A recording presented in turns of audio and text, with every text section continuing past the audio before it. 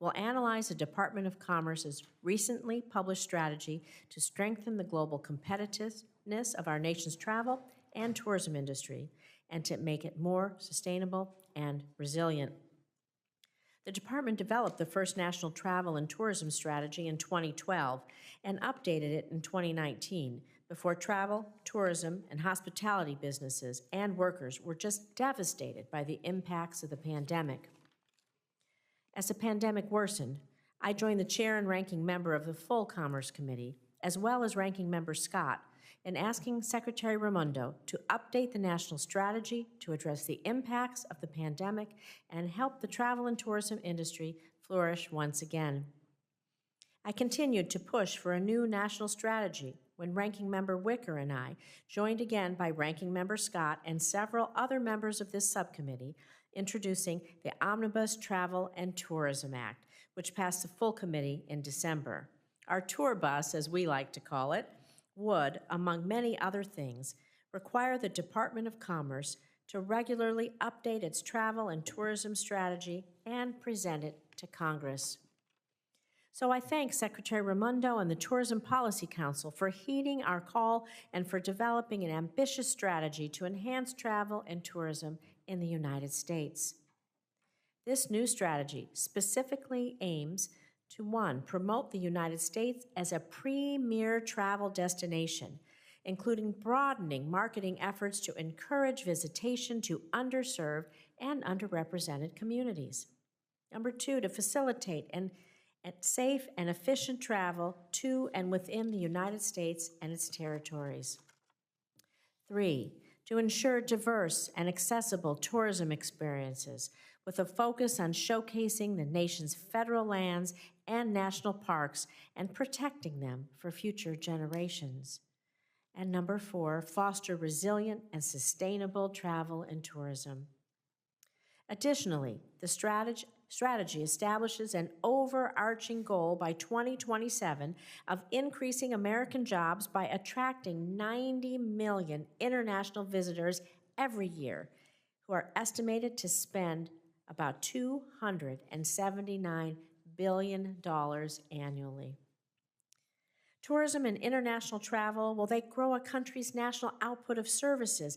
They increase our foreign currency earning. So they are a service export. This new strategy recognizes international travel as a top U.S. service export. When travelers from global markets visit U.S. destinations, they buy our goods and services, from staying in fabulous hotels on the Las Vegas Strip, eating at our amazing restaurants, attending conventions and trade shows like CES. They pay for tickets to see live entertainment. They rent cars, they ride tour buses. They spend times in cities and towns near our fantastic outdoor recreation spots, from Lake Tahoe to Great Basin National Park to Red Rock Canyon. This foreign demand means export income for the U.S. economy. By spending their money in America, international travelers improve the U.S. trade balance, just like overseas buyers of products shipped from a U.S. manufacturer. In 2019, before the COVID-19 pandemic, nearly 80 million international visitors came to the U.S. each year and contributed about $239 billion to the U.S. economy, making the U.S. the global leader in revenue from international travel and tourism. But of course, the travel and tourism industry was one of the hardest hit sectors impacted by the pandemic. From 2019 to 2020, travel exports decreased nearly 65%, and the decline in travel and tourism contributed heavily to unemployment, with leisure and hospitality jobs losing just over 8 million jobs between February and April of 2020. In fact, according to the Department of Commerce's National Travel and Tourism Office, the decline in travel and tourism to and within the United States accounted for 56% of the decline in U.S. gross domestic product. Thankfully, travel and tourism, well, it's beginning to recover. I'm happy to report that Harry Reid International Airport in Las Vegas has had the best capacity recovery from the pandemic from any airport worldwide, and seat capacity last month up 7% from 2019, which has been its best record.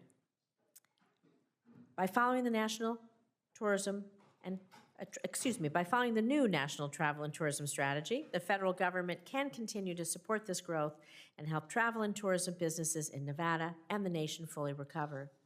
Today, we will have 2 witness panels to review and assess the recently released strategy. Testifying on our first panel is Grant Harris, Assistant Secretary of Commerce for Industry and Analysis. In this role, Mr. Harris and his team help define the future of international trade, investment, and export promotion, including tourism promotion through the National Travel and Tourism Office.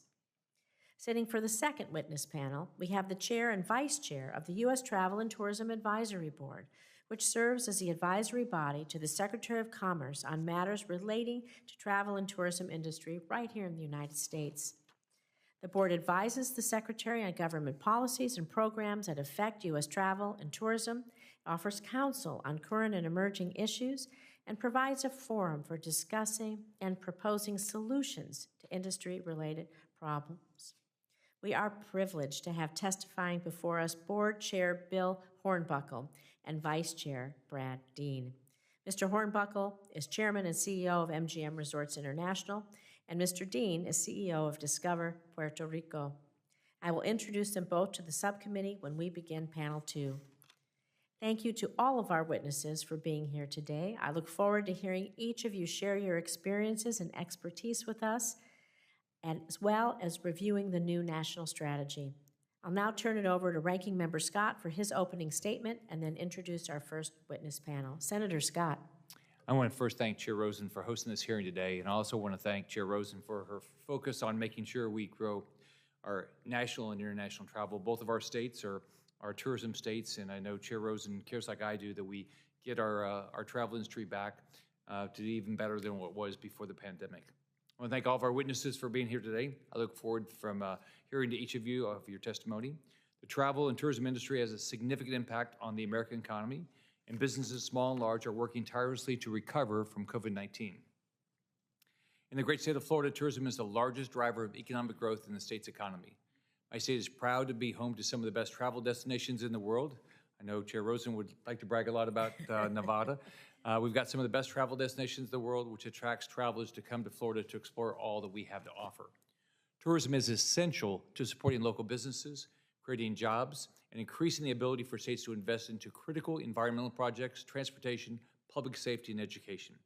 With recent lifting of COVID testing requirements for vaccinated international travelers, we hope we'll see soon a large increase in international travel who want to come to the United States during these summer months. These next few months will be vitally important in COVID recovery for businesses, small and large, who rely on a strong tourism industry. People all over the world desperately want to travel after 2 years of restrictions, and Congress needs to do everything we can to facilitate their travel to the United States. This 2022 National Travel and Tourism Strategy we will be discussing today is aimed to do just that. It seeks to promote the United States as a premier travel destination, facilitate travel experiences that are available for all, ensure our destinations and experiences can be employed for many years to come. However, there are still some challenges holding back the full return of the United States tourism industry. We're witnessing large labor shortages across all industries, making it difficult for businesses to staff their operations. Due to massive staff shortages in the airline industry, many travelers are experiencing unacceptable flight delays and cancellations, which deters people from traveling. We're also seeing record prices at the gas pump, making summer road trips unaffordable for many families. This committee has been instrumental in championing effective policy to help the tourism industry recover from the impact of COVID-19. Chair Rosen talked about the Omnibus Travel Tourism Act, which was dubbed the Tour Bus, which will study the impacts of COVID on the travel and tourism industry and implement strategies to promote travel to the United States. And just days after our last subcommittee meeting, the Biden administration finally lifted the testing mandates for international travelers who are fully vaccinated. I and many others had been urging the administration to take this step for months, and I'm glad we have finally taken this big step that will help to restore the tourism industry to pre-pandemic levels and better, and promote international travel to the United States. Domestic and international travel is slowly but surely returning to normal. We will do everything we can to protect small businesses and American jobs. We must continue to work on the challenges facing the travel and tourism industry. I look forward to hearing from our witnesses on how Congress can best serve the tourism industry, meet the goals laid out in the 2022 Travel and Tourism Strategy. I want to thank each of you for being here today. Thank you, Chair Rosen. Thank you, Senator Scott. We'd like to begin now with panel one, and it's my pleasure to introduce Grant Harris. As he's Assistant Secretary for Commerce for Industry and Analysis, he's here today to discuss the Department of Commerce's recently released National Travel and Tourism Strategy. Mr. Harris was sworn into his position on April 19, 2022, after advancing through the full Commerce Committee and being confirmed on the Senate floor. In his new role, he leads a staff of more than 225 trade and industry experts that produce innovative and in-depth analysis and develop strategies to maintain the leading competitive edge of American industry throughout the world. Mr. Harris also oversees the National Travel and Tourism Office, which is housed within the Department of Commerce's International Trade Administration, and is the federal government's official source for U.S. travel and tourism statistics and the central hub for federal travel and tourism efforts. Mr. Harris, thank you for being here today, and I want to thank Secretary Raimondo and the Tourism Policy Council for developing the new national travel strategy, and I recognize you now for your opening statement. Chair Rosen, Ranking Member Scott, and members of the committee, thank you for the opportunity to talk about the National Travel and Tourism Strategy and the state of the U.S. travel and tourism industry. Thank you also for your leadership on travel and tourism. Developed through the Tourism Policy Council, chaired by Secretary Gina Raimondo, the strategy brings a whole-of-government focus to increasing American jobs and growing the economy through travel, tourism, and outdoor recreation. The strategy will support a more robust and sustainable industry moving forward, something that I know is a priority for you and members of the committee, and which I share. I also want to thank my partners across departments and agencies throughout the administration, as well as the Travel and Tourism Advisory Board and the many stakeholders who provided valuable recommendations and input that informed this strategy. It has truly been a whole-of-government effort. More than 2 years ago, COVID-19 forced an economic shutdown across the nation and the world that the travel and tourism industry was hit particularly hard by. The industry is still working to recover. In 2019, 79.4 million visitors came to the United States. In 2020, that number fell all the way to 19.2 million. The administration's robust vaccine rollout and effective travel policies, including the recent decision to drop pre-departure testing, have helped U.S. tourism start to rebound, but we have a lot of work to do to return all segments of tourism in the United States to pre-pandemic levels. Announced by Secretary Raimondo last month, the strategy sets an ambitious goal of increasing American jobs by attracting and welcoming 90 million visitors by 2027, who we estimate will spend $279 billion annually. This goal matches recommendations from our Travel and Tourism Advisory Board. The strategy is centered around 4 pillars. First, promote the United States as a travel destination. Second, facilitate travel to and within the United States. Third, ensure diverse, inclusive, and accessible travel experiences. Fourth, foster resilient and sustainable travel and tourism. The strategy recognizes that the recovery in the travel and tourism industry has been uneven. Some regions and market segments, such as business travel, will need more help to bounce back. Some of the federal implementation objectives of the strategy to grow and improve travel, tourism, and outdoor recreation include the following: showcasing tourism offerings across the United States, helping state, local, and tribal governments identify opportunities to access funding and technical assistance to plan, build, market, and manage sustainable tourism economies, streamlining the entry process as managed by the Departments of State and Homeland Security, supporting travel and tourism workers' access to childcare, reliable transportation, and career pathways, especially for people of color and women, and working to build a resilient travel, tourism, and outdoor recreation sector and reduce its contributions to the climate crisis. And as we've heard from many companies in the industry, adopting these mitigation measures is also good for their bottom lines. In advancing these goals, the administration will work in close partnership with industry, labor organizations, state, local, and tribal governments, and of course, Congress. In that regard, I want to emphasize our appreciation for the $250 million in emergency funding that Congress made available to Brand USA. This will be a significant help as the travel and tourism industry works to recover. This new strategy is also only the latest step in the Biden-Harris administration's work to revitalize travel, tourism, and the outdoor recreation industry. The Commerce Department's Economic Development Administration has already distributed $510 million in formula funding to states, territories, and the District of Columbia to support travel, tourism, and outdoor recreation as part of the American Rescue Plan of 2021. It's now working to issue $240 million in competitive grants. As of June 30th, EDA has announced $90.7 million of the competitive funding. The administration appreciates this direct congressional support for the industry when it was most needed. In Nevada, the Nevada Commission on Tourism is using this funding to provide marketing grants across dozens of organizations to boost tourism to rural communities.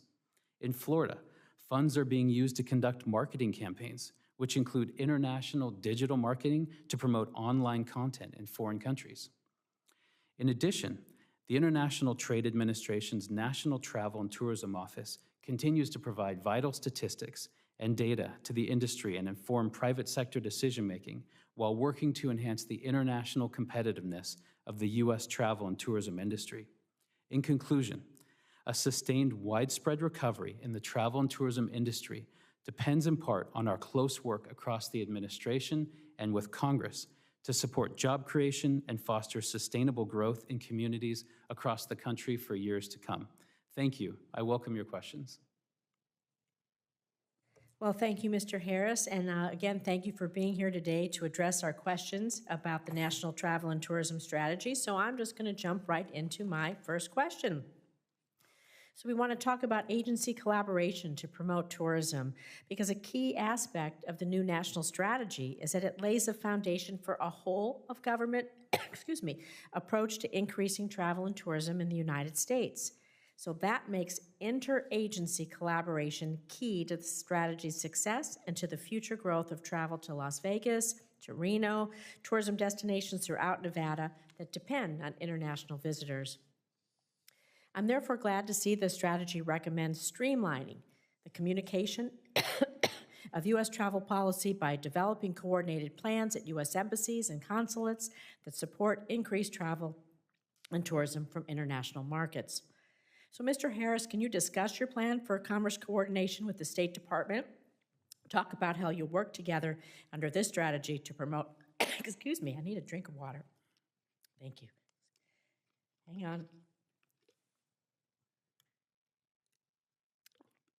And talk to me how you work together under this strategy to promote international travel, including by working to reduce barriers to travel like visa processing delays. Thank you, Chair Rosen. As you mentioned, this is going to require intensive coordination across the government and with Congress, as well as with stakeholders, labor organizations, industry groups, state, local, and tribal governments. It is going to need to be a massive effort to make sure that we reach this ambitious goal.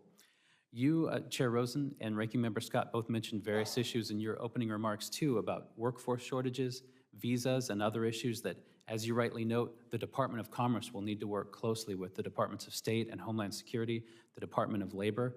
We're committed to this effort. I would just mention that Secretary Raimondo chairs the Tourism Policy Council, which is charged with creating this strategy and now implementing it. So we're rolling up our sleeves now to do so. Excuse me, I have to turn my microphone on. The new strategy also talks about how the Small Business Administration, it has a state expansion program, we call it STEP.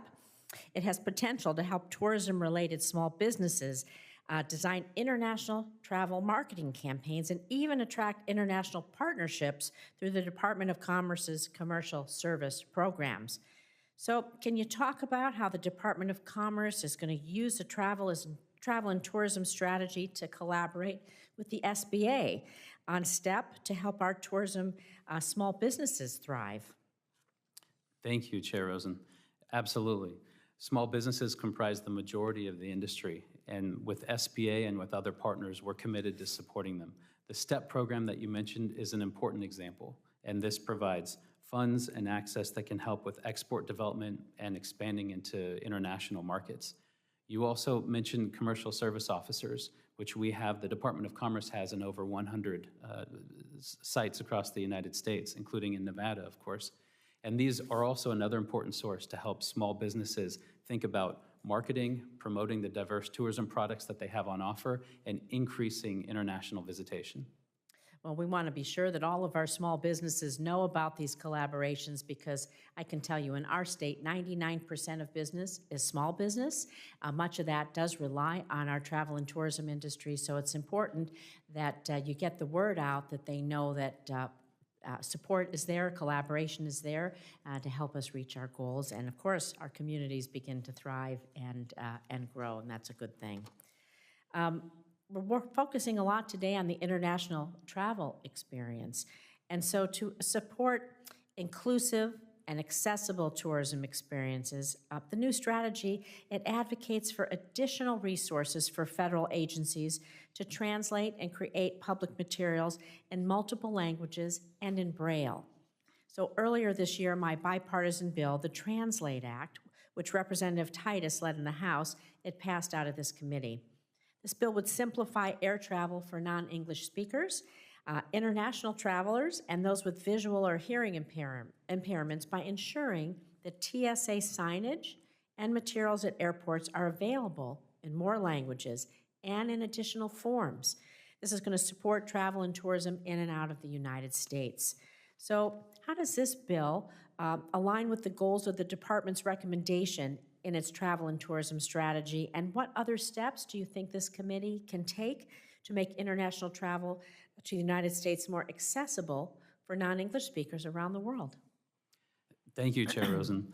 This is another important issue that receives great focus in the strategy and is consistent with the themes that you're mentioning, where we would like to increase the number of languages and the use of Braille to make sure that marketing efforts, signage, and our messaging across the board is as accessible as possible. We also want to make sure that sites are accessible from a disability perspective, too. This is one of the key pillars of the strategy in promoting diverse, inclusive, and equitable experiences and making sure that we're showcasing this broad array of tourism products. It's something that I want to continue to work with you and your staff on as well in this committee. Well, thank you. We want to make it efficient and accessible as possible.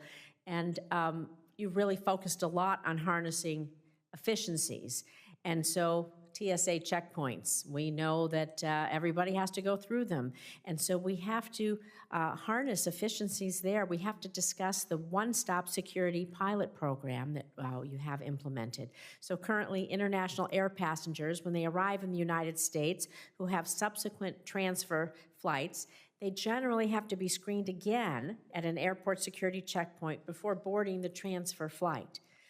My Omnibus Travel and Tourism Act, it includes a provision that would allow passengers and baggage arriving from certain foreign airports to bypass a second round of screening if the point of last departure airport has screening commensurate to us in the United States, and we know that those airports do exist. So how might the establishment of a one-stop security pilot program, how does it directly support and help our inbound international traveler while maintaining safety? Thank you, Chair Rosen, for that question. I would defer to my colleagues at the Department of Homeland Security on what it will take to implement a one-stop program, but what I can say is this, and the strategy mentions pilot program, the strategy mentions looking at some of the operational and policy considerations and commits the Department of Homeland Security to continuing to do that.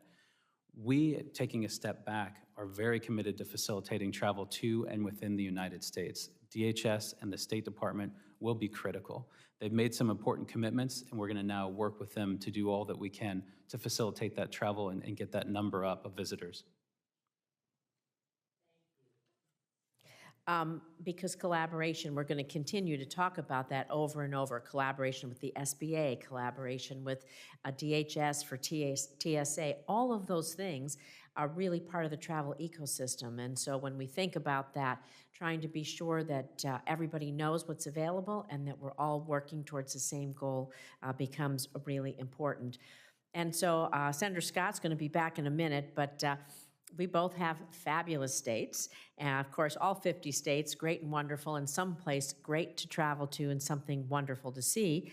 But our outdoor tourism, especially as we've seen in the pandemic, people have rediscovered the outdoors. They really wanted to get out and enjoy those spaces. And of course, in Nevada, we've got so much natural beauty.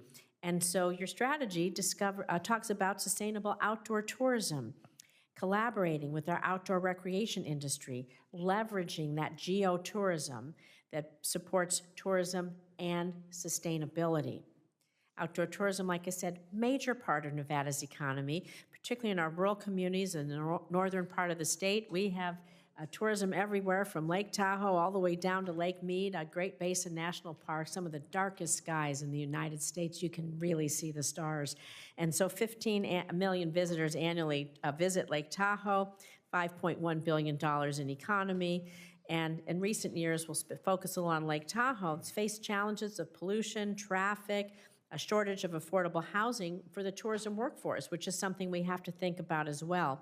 And the Tahoe Regional Planning Agency, it's developing a plan to address these issues that will center local communities, equip our local agencies to be effective stewards of the land, and welcome the millions of visitors to all of our beauty, not just in our my state of Nevada, but across this nation. So how will the Department of Commerce work with communities through your new strategy to promote healthy and sustainable outdoor tourism that really invests in bringing up our local economies so that they can support the industry and remain good stewards of the environment? Thank you, Chair Rosen, and I appreciate the reference to Lake Tahoe. My family has done its small part in contributing to those numbers and vacationing there as well. And we thank you for that. I think you've hit an important point on encouraging outdoor recreation, and this strategy is meant to put on offer and to use in your terms to make sure that everyone knows what is available at the many diverse offerings across the United States. We're very thankful to Congress for its support in the American Rescue Plan for these EDA grants, which I've been referencing. Those are supportive of outdoor recreation in particular, with some of the money that is being spent through those to states and territories in the District of Columbia. We've also been working in implementing the bipartisan infrastructure law, which is supporting both national parks, which is supporting trails, which is supporting other aspects of outdoor recreation. I would say, in closing, one of the key components of this strategy is making clear that we need to work with communities and tourism economies to make this travel sustainable. In addition to marketing and putting on offer, we need to work with communities and community-based management practices to ensure that we're ready for this influx of visitors. Thank you. Communities large and small really need this help. I'm going to turn now to Ranking Member Scott for his set of questions. Thank you, Chair Rosen. Thanks for being here. So I think we all would agree that the best way to get things done is have a plan. So thank you for doing this. How does the Department of Commerce plan on implementing the strategy so that the goals outlined in the plan are met? And who'd you consult with to create the strategy? Thank you, Ranking Member Scott. You're exactly right. We need a plan, and now we need to implement. In consulting on this strategy, first and foremost, we looked at the Travel and Tourism Advisory Board, which, as was referenced earlier, is a very important body in providing recommendations to Secretary Raimondo, including the target that was selected for trying to reach 90 million visitors. That was a recommendation from TTAB based on economic modeling that they had done. We also did extensive consultation, not just, of course, across departments and agencies, but with external stakeholders. This included my recent travel to Florida to attend IPW, the industry's premier event, where we had the strategy in hand, but we're still continuing the conversations as we are now about how do we make it work? How do we make sure that these commitments are seen and felt by communities across the country? Thank you. As we know in Florida, tourism, and I'm sure the same thing is true for Nevada, tourism can be a huge revenue generator for the state. Does the Department of Commerce have an estimate on how much tax revenue will be generated by achieving the goals in this strategy? Thank you, Ranking Member Scott. You're exactly right about it being a revenue generator. Of course, we're trying to reach the goal of getting to $279 billion in spend for this 90 million visitors. I don't have a number offhand on revenue beyond that, but would be happy to take that back. We are exceedingly focused on the job creation aspect, and as the strategy notes, 1 in 20 jobs are linked to travel and tourism, and we will be focused like a laser on getting these numbers up. Great. There's been a series of holiday weekends this year that we've seen large numbers of delayed and canceled flights, disrupting people's travel, which hampers tourism's full comeback. How has this been addressed in your strategy, and are you working with other departments and stakeholders to mitigate these travel disruptions? Thank you, Ranking Member Scott. You've touched on another important issue about the workforce, and this has come up repeatedly as well, and making sure that a labor shortage is not a bottleneck to the travel and tourism industry's continued recovery. What we're doing with the Department of Labor and with others is trying to make sure that our programming and our outreach is working with industry to think about career pathways, to think about apprenticeship programs, to think about how funding and assistance can be geared towards solving this challenge. And to your previous point, Senator, about working with industry, I'm hearing this a lot in my consultations about the need to solve an immediate short-term problem, but also the need to make these career pathways attractive on a going forward basis to make sure that the industry, not just right now, but in years to come, has the people that it needs to serve this influx of visitors that we're hoping for. Thank you. The cruise industry is a vital part of Florida's tourism industry, as you know, as well as many other states represented here in this committee. How has the Department of Commerce worked with the CDC to safely ease COVID requirements for the cruise industry? Thank you, Ranking Member Scott. This has been a close collaboration. It is indeed a very important industry. I know how important it is to your state, and not to keep referencing my family, but we've cruised many a time out of Florida as well.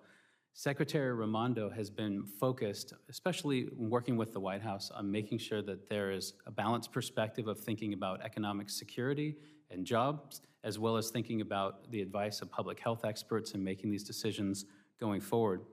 I would say when it comes to remaining COVID policies and what next steps would look like, that based on what we're seeing in data and on the COVID situation, there is an intent to transition to normal operations. I think there'll be more coming in that space. And finally, I would note that the Cruise Lines International Association, from the numbers that I've seen from them, are hoping that nearly all of their memberships are back in the water and sailing by the end of this summer. So we will continue to keep supporting this progress. So what do you think are what's going to be our limitations to fully recovering our tourism industry and getting all of our businesses reopened? Thank you, Ranking Member Scott. That gives me a wide lane here to talk about some of the challenges that we know that we're going to confront. Collaboration will be key in working on visa wait times and getting those numbers down. That's a persistent issue, especially since the COVID-19 pandemic caused the closure of so many embassies and consulates. And now as the State Department is restaffing those, they're hopeful that the backlog will decrease. The workforce development issues are key, as I've talked about both the immediate problem and on a going forward basis, making sure that we have the right people ready to go. As part of that, we want to make sure that equity and diversity and inclusion are key themes to broaden the inclusion both for attracting personnel, but also the communities that are affected by this. We are also going to have to be very mindful that there may be future public health crises, there may be other issues that surprise us. We set an ambitious number to try to reach, and we're going to keep working with stakeholders to try to reach that based on what we know now. Can I ask one more question? Oh, Can we let Sure. Senator Hickenlooper, then I'll come right back to you. Senator Hickenlooper, you're recognized for your round of questions. Thank you, Chair Rosen, and thank you, Mr. Harris, for your service and for being here today. And I've had several discussions over the past year or two with Secretary Raimondo, and I know that you are all working hard on issues around climate rescue and making sure that we have resilience. The strategy that you're discussing today lists as a goal to build a travel and tourism sector that is resilient to the impacts of climate change. Obviously in Colorado, we've got a big ski industry. Average temperatures in the last 40 years have risen about 3 degrees, which is just a remarkable number in such a short period of time. Our spring snowmelt now comes somewhere 2 to 4 weeks earlier than it did several decades ago. Many of the ski resorts are taking aggressive actions to address the issues of resilience and sustainability to make sure that they are more efficient in their use of water and the equipment for snowmaking. basically they're trying to offset a lack of natural snow. Can you discuss some of what you all perceive as the importance of decarbonization and resilience planning in terms of the health of the national tourist agency or tourist industry, not just in Colorado? Thank you, Senator, for that question. You're right to note that climate factors very heavily into the strategy.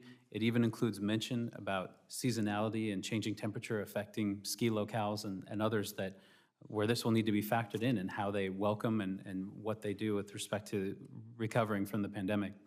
I would say, Senator, more concretely, this strategy is committed to decarbonization as it is a primary goal of the administration, which means investing in things like electric vehicles, charging stations, thinking about working with industry on sustainable fuel sources as well. It is also focused on working with local communities to make sure that the planning is in place to have sustainable tourism ecosystems. That's the planning and management with a sustainability focus so that these resources and these amazing destinations will be here for decades and decades to come. Yeah, and I think that's again, we think of the natural wonders as such a resource that contributes so significantly to our economy, but it's something that depends on longevity and basically, hopefully, eternity. Let me switch to a different aspect to the ski resorts. Most of our ski resorts pay fees to the National Forest Service. They're on Forest Service land to a large extent. Fees nationwide are almost $40 million a year now. To offset the cost of increased recreational use by ski resorts, Colorado's national forest need more financial resources to reinvest in the long-term maintenance needs of the national forests in Colorado and in the nation, and to address the sustainability needs as we see them in the condition of our forest and our winter recreational facilities. We co-sponsored, I was one of the co-sponsors on the Ski Hill Resources for Economic Development. That sounds unusual name, but so we could get to the acronym SHRED. But the SHRED Act to support our outdoor recreation communities. And I wanted to ask you to discuss the Department's 2022 National Travel and Tourism Strategy. How does it support the needs of the outdoor recreation community? Thank you, Senator. Supporting the needs of the outdoor recreation community is a priority of this strategy. It is both in terms of the commitments that we are making, that we want to showcase all offerings, and we want to make sure that all communities benefit, whether it's urban and rural, whether it's outdoor recreation, particularly in underserved communities. It also is a factor in the EDA grants in supporting the ecosystems to welcome and make sure that these outdoor recreation sites aren't overutilized or are unable to cope, particularly in gateway communities. And it's a point, too, in implementing and carrying forward with the bipartisan infrastructure law as infrastructure related to national parks, trails, and others are ready to go. We are really ambitious in setting this number for increased visitation, but it will be crucial that we work with communities to be ready to receive visitors in increased numbers in a sustainable way. Great, that's perfect. I'm just about out of time, so I'll yield back to Chair Rosen, but just point out that the skiing in Colorado still is slightly better than the skiing in Tahoe. All right, well, I'll throw out the last question then. She was just trying to cut me off. We have some great skiing in Nevada. No, is there skiing in Florida, Senator Scott? Let me ask one quick last question. Many hardworking tourism employees provide the services, create the enjoyable experiences that drive this tourism economy, and we need to provide housing and transportation options because the communities and where these resorts are have priced themselves out of such transportation and housing choices. Colorado cities and towns in Colorado cities and towns are benefiting from grant programs in the bipartisan infrastructure law, the infrastructure bill, to help build public transit that connects livable areas with popular mountain destinations. How does the 2022 National Travel and Tourism Strategy support the needs of the tourism workforce? Thank you for that question, Senator. Supporting the needs of the workforce is a priority. It is going to be crucial to implement the strategy. One thing that this strategy really builds on is the ongoing work of the Travel and Tourism Advisory Board, which sent a letter to Secretary Raimondo in December of last year outlining a lot of key recommendations related to the workforce. And we've included many of those recommendations and are looking to departments and agencies to think through implementation of how we can be doing more. It lists some of the examples that you mentioned, like housing. It also includes things like career pathway programs, reliable worker transportation, and supporting family care access. We need to look holistically at supporting workers and their families so that they can partake in this industry and find the career pathways that will serve them, including and particularly related to people of color and women. Great. Thank you, Mr. Harris. I appreciate it. Thank you. Yield back. Thank you, Chair. Senator Scott. Chair, so thanks again for being here. Can you talk about the issue that I think we're hearing all over the country, I hear it in Florida, with work visas and how difficult it has been to get work visas? And do you think the rules are right around work visas? Because it really impacts us and our seasonal workers for tourism. Thank you, Ranking Member Scott.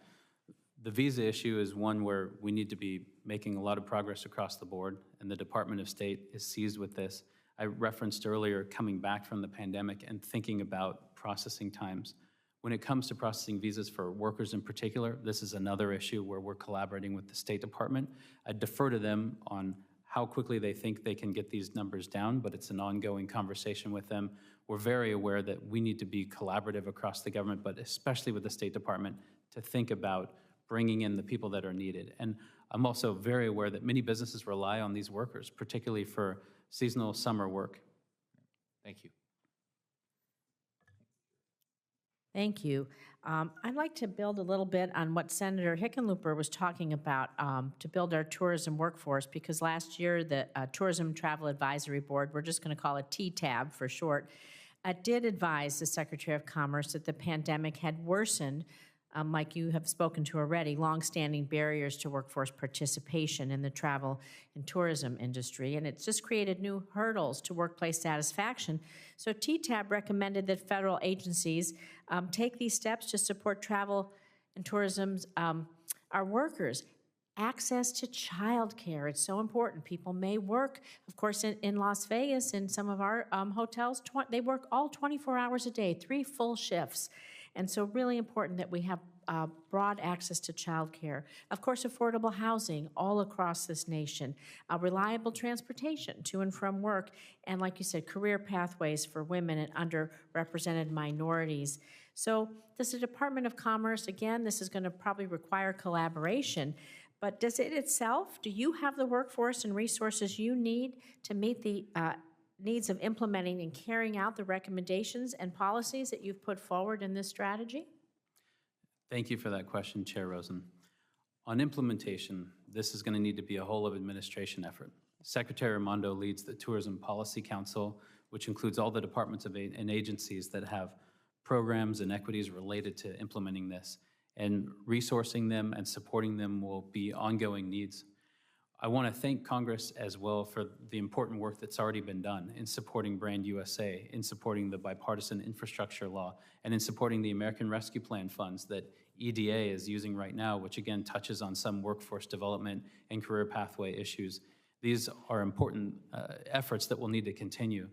And finally, I would just say that you have no greater proponent of such work than in Secretary Raimondo, who's been speaking about the access to care and the need to think holistically about supporting workers. Yeah, thank you again, because it's communities. When communities thrive, our workforce thrives and our businesses thrive. But we'll go back again. Senator Scott was talking about the visa waiver program, how important that is for seasonal workers and other kinds of workers that we need, and we need flexibility and a modification there, and that's a whole nother subject. But Senator Scott and I do have a new bill for promoting tourism between United States and Israel. And so the strategy recommends enhancing programs to expand data sharing with other countries, such as the new broader security information sharing requirement for the visa waiver program. It serves as a boon to international travel. We recently led a group of our colleagues in sending this letter to Secretary Blinken and Secretary Mayorkas, encouraging them to certify Israel as an eligible country for participation in the visa waiver program.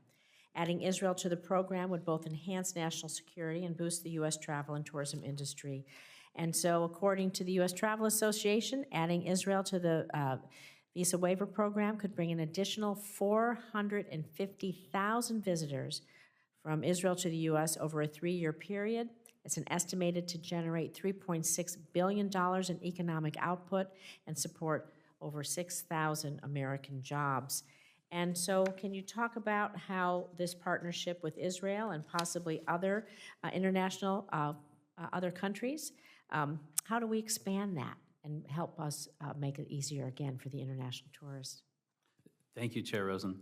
I appreciate the opportunity again to speak to visas and the work that the State Department and the Department of Homeland Security have committed to undertaking as part of the strategy. A big focus here is on increasing efficiencies and streamlining processes, and there are multiple commitments that are made there too, which include working with partners, Canada and Mexico. It includes looking at our visa programs and making sure that we have efficiencies wherever we can. I'm aware of your letter and that the State Department has received it, and we're going to be continuing to work with them, not just on the visa waiver program, but across the board for seasonal worker visas and non-immigrant tourist visas and the like, to make sure that we are capturing these efficiencies and supporting them as they restaff embassies and consulates and work to reduce the processing time and make further gains in facilitating travel to the country. Thank you. Senator Hickenlooper, do you have additional questions? Okay, I wasn't sure, so I just wanted to check. Senator Scott, would you have additional question? Could you talk about how you work with our territories like Puerto Rico and others to make sure they can grow their tourism industry? I know we're going to hear from the head of the tourism for Puerto Rico in a few minutes. Right. Thank you, Ranking Member Scott. Very dangerous given that on the next panel will be the foremost expert on what's happening. But I would say, particularly with respect to Puerto Rico, for instance, they've received an EDA grant that is looking at a workforce development related issue. It is part of this strategy throughout. We were very careful to, even in the language at every point, to make sure that we were speaking not just to state governments, but also to territories and tribal governments as well. And to your question, Senator, from the beginning about what it will take to implement this strategy, these are important travel and tourism destinations. They're also important partners in understanding how these issues affect the workforce, how we need to grow the workforce. So for everything that I've talked about today, all territories and governments will need to be important partners and factored in. Well, thank you. Well, that leads me to the last question we have. It's a great segue, so I appreciate it. I want to have you just talk about innovative ways that you might imagine that promotes international travel. What are some of the innovative platforms you and your team you've been thinking of to really promote this? It's so exciting. Everybody loves to travel. Like I said, so many wonderful places in the United States, of course, and around the world. And is this a place where you plan to leverage a public-private partnership? So tell us what you and your team are thinking of, and give us a little peek into that. Thank you, Chair Rosen. I always enjoy watching the subcommittee as well and individual senators touting their states and bragging. It's very easy to be passionate about what we're talking about. And what I'm trying to do with my team and in working with Brand USA, the public-private partnership on marketing the United States, is bring that passion to a coherent story of everything that's on offer here, including across rural, urban, and underserved communities and the like. And Brand USA, thank you to Congress, again, for the emergency funds. The $250 million will be critical for them building up this marketing and putting more products on offer. They're being quite innovative as well. One example that they were referencing to me the other day was hiring certain influencers and allowing them to be able to take trips through some of the less visited parts of the United States and to be posting and telling the stories of these travel destinations that have received less media coverage or that are lesser known. That's just one of many ways in highlighting state-specific, territory-specific offerings. I think, Chair Rosen, the idea here is put forward an ambitious goal and make sure that we are all bringing every tools that we have to bear. Public-private partnerships and working with industry and those ideas and that ongoing collaboration is going to be absolutely essential to success, as we'll be working with you and your staffs too. Well, thank you. I can tell you're exactly right. We have a lot of fun on this committee because we have competition between the states and all the great fun things that we have. Usually Florida has pretty much everything, but you don't have skiing. So we get to win out on that. They have water skiing. So it just goes to show how important this is. A few alligators, that's right. We have to be careful of those. But before we thank you again for your time and your team's time, I really think one thing I forgot to mention is how the bipartisan infrastructure law, increasing that broadband all across this country, particularly in our small and rural communities. Like I said, we have some of the darkest skies in the center of Nevada. You can see the Milky Way. I know everyone's seen those great telescope pictures that were published yesterday looking out into the universe. And so it's really important that we have this broadband strategy, so I know that's going to be a big part of your marketing. So, Mr. Harris, thank you so much for your time today, for your team's efforts. We look forward to having you back and seeing how we're going to work together on this. Thank you. Thank you again for your leadership and commitment on this issue. I'd welcome the opportunity at any point. Thank you. Good job. Great job. And so now we're going to go to our second part of the panel, who is here virtually with us today. And I'd first like to introduce Mr. Bill Hornbuckle. He's president and CEO of MGM Resorts International. Like I said, testifying remotely, so you'll see him on the screen from beautiful Las Vegas. Mr. Hornbuckle serves as the chair of the U.S. Travel and Tourism Advisory Board, which is the advisory body to the Secretary of Commerce on matters relating to the travel and tourism industry in the United States.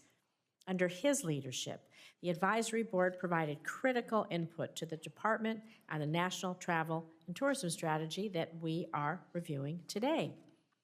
A veteran of the hospitality industry before taking over as CEO, Mr. Hornbuckle was acting CEO and president of MGM Resorts International, and prior to that served as chief marketing officer of MGM Resorts International from 2009 to 2012. From 2005 until August 2009, he served as president and chief operating officer of Mandalay Bay Resort and Casino. He also previously served as president and chief operating officer of MGM Resorts International Europe, where he worked on the development of the company's operations in the United Kingdom. Mr. Hornbuckle is also a pillar of the Nevada community, not only because he leads our state's largest private sector employer, but also because of his work to give back to our great state, from education initiatives to serving on the board of 3 Square, a food bank in southern Nevada that is the area's largest hunger relief organization. Mr. Hornbuckle, thank you so much for testifying today, for your work to promote travel and tourism and revive this key industry in the wake of the pandemic. I recognize you for your opening remarks, and I look forward to your insight on the new travel and tourism strategy. Thank you, Chair Rosen, and good morning, everybody. Ranking Member Scott and members of the subcommittee, again, I want to thank you all for allowing me to present via video conference today. Again, I'm Bill Hornbuckle, Chair of the United States Travel and Tourism Advisory Board, otherwise known as TTAB, and CEO and President of MGM Resorts International. The TTAB represents a diverse range of travel and tourism organizations, including private sector CEOs, state tourism officers, and destination marketing leaders. We advise the Secretary of Commerce on travel-related government policies to ensure the United States remains the preeminent destination for international travel and tourism. The 2022 National Travel and Tourism Strategy lays a strong foundation for the travel industry's recovery and future growth. The strategy focuses on 4 pillars: promoting the U.S. as a travel destination, facilitating travel to and within the United States, ensuring a diverse, inclusive, and accessible tourism experience, and fostering resilient and sustainable travel and tourism. The strategy established a very bold goal, bringing 90 million international visitors to the United States by 2027, up from the 79.4 million in 2019. Meeting this goal will generate over $279 billion in annual economic activity. Achieving the aims of the strategy requires engagement and cooperation from public and private sectors. Together, our priority must be to provide positive visitor experiences. From my perspective, as chair of TTAB and as a travel industry leader, I believe there are three essential elements that define a competitive travel experience. It must be welcoming, it must be accessible, and it must be seamless. Let's start with welcoming. Travelers to the U.S. can enjoy a breadth of destinations representing the diversity of America, its people, its natural wonders, and its cultural traditions. This diversity is a unique asset and competitive advantage.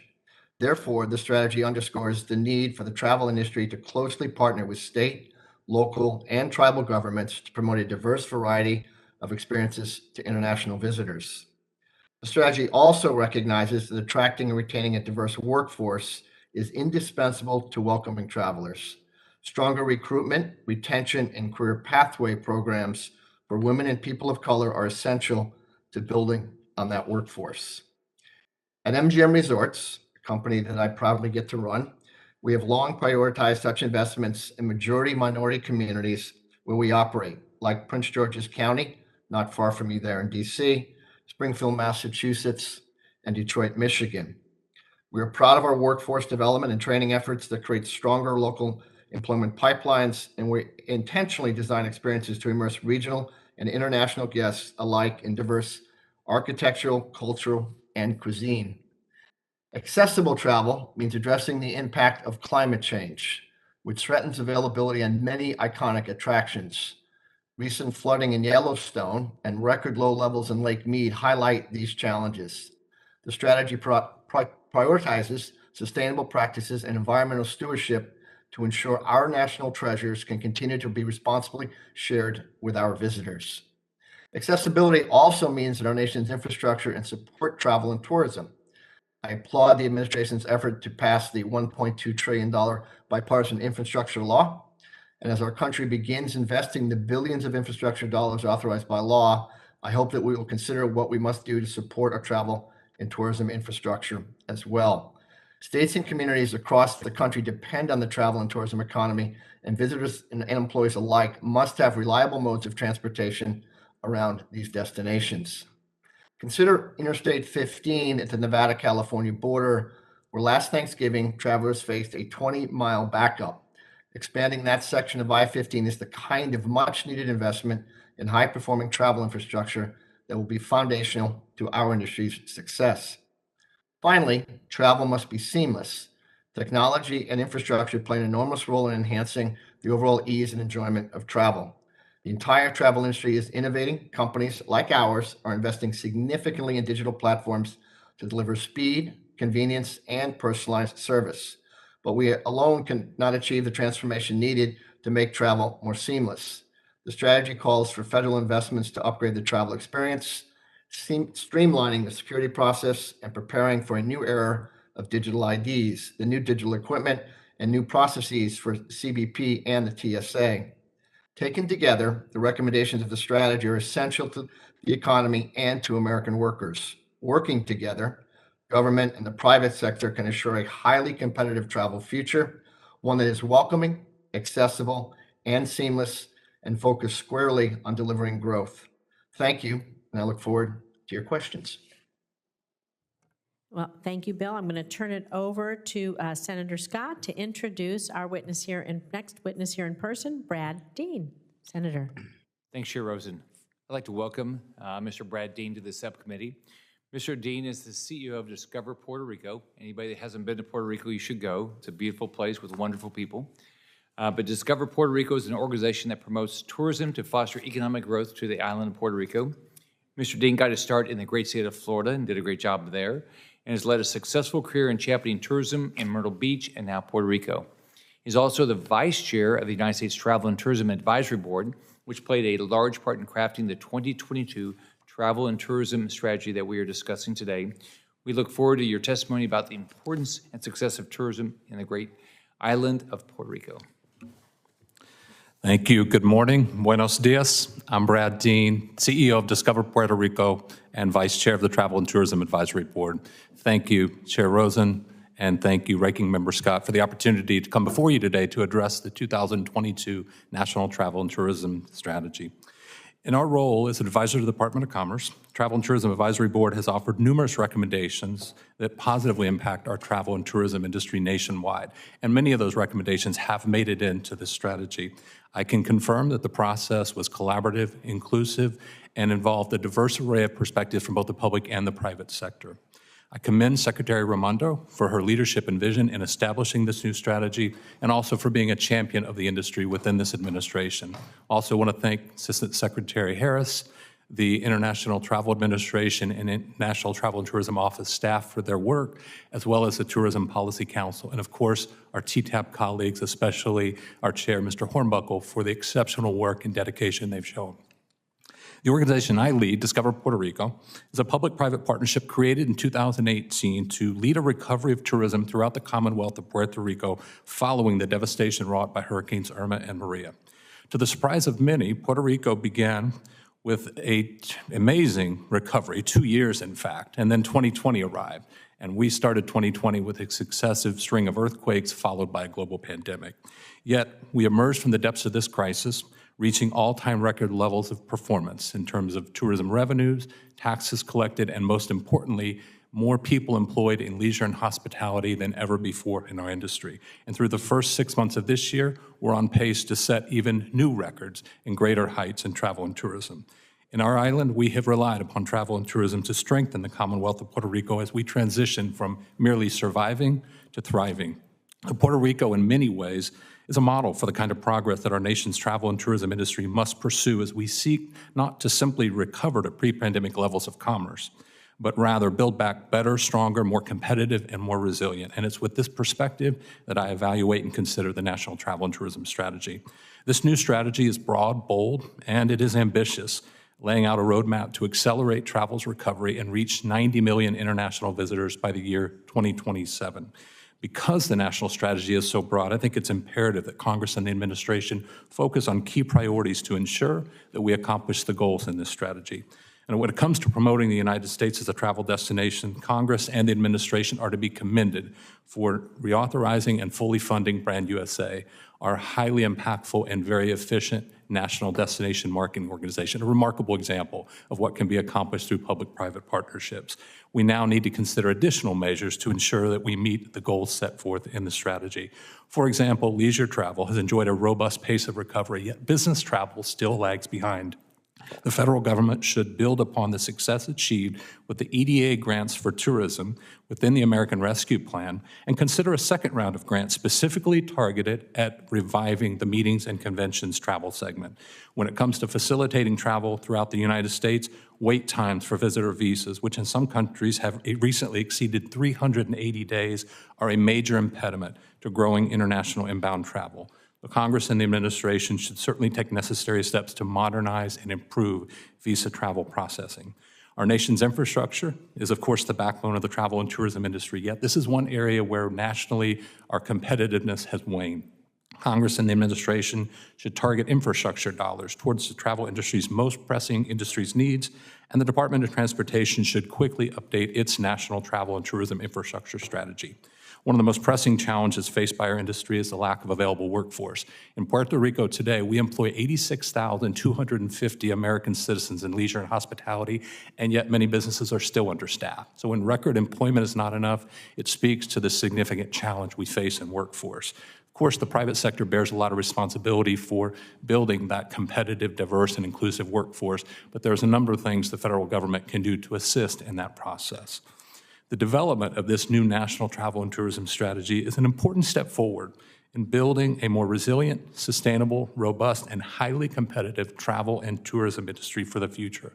The bold agenda laid out in this new strategy offers a pathway forward to not simply recover, but to do for our nation what travel and tourism has done for the island of Puerto Rico, transforming us from surviving to thriving with record levels of visitation, spending, and employment.